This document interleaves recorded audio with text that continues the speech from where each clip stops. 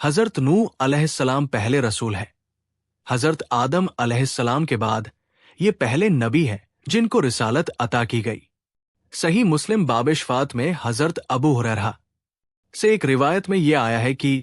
اے نوح علیہ السلام تو زمین پر سب سے پہلا رسول بنایا گیا۔ نوح علیہ السلام کی قوم، دعوت و تبلیغ اور قوم کی نافرمانی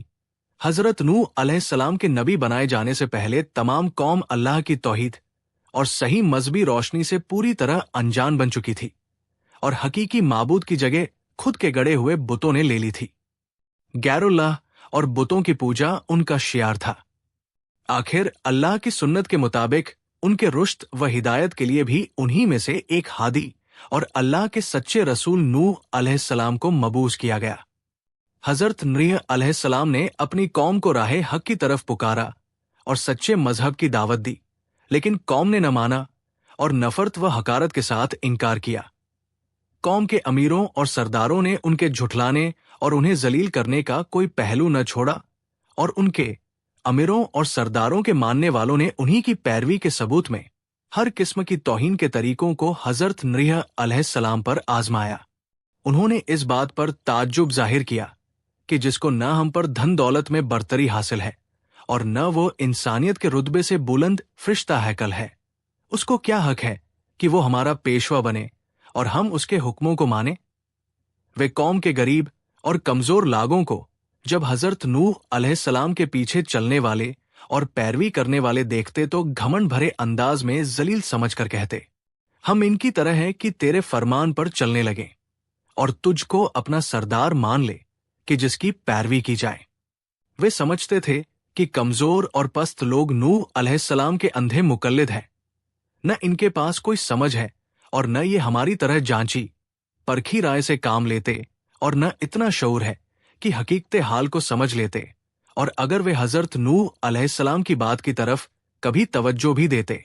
تو ان سے اصرار کرتے کہ پہلے ان قوم کے پست اور غریب لوگوں کو اپنے پاس سے نکال دے، تب ہم تیری بات سنیں گے، کیونکہ ہم کو ان سے گھن آتی ہے اور ہم اور یہ ایک جگہ نہیں بیٹھ سکتے۔ حضرت نوح علیہ السلام اس کا ایک ہی جواب دیتے کہ ایسا کبھی نہیں ہوگا، کیونکہ یہ اللہ کے مخلص بندے ہیں۔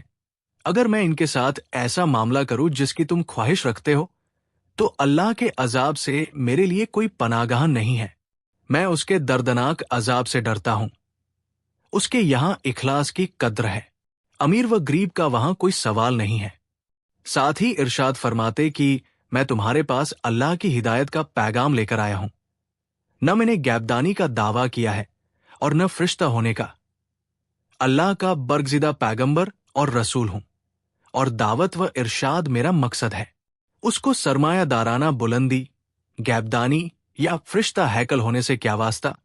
قوم کے یہ کمزور اور غریب لوگ جو اللہ پر سچے دل سے ایمان لائے ہیں تمہاری نگاہ میں اس لیے حقیر و ذلیل ہے کہ وہ تمہاری طرح دھن دولت والے نہیں ہیں، اور اسی لیے تمہارے خیال میں یہ نہ خیر حاصل کر سکتے ہیں اور نہ سعادت، کیونکہ یہ دونوں چیزیں دولت و حشمت کے ساتھ ہے، نہ کہ غریبی اور اخلاص کے ساتھ۔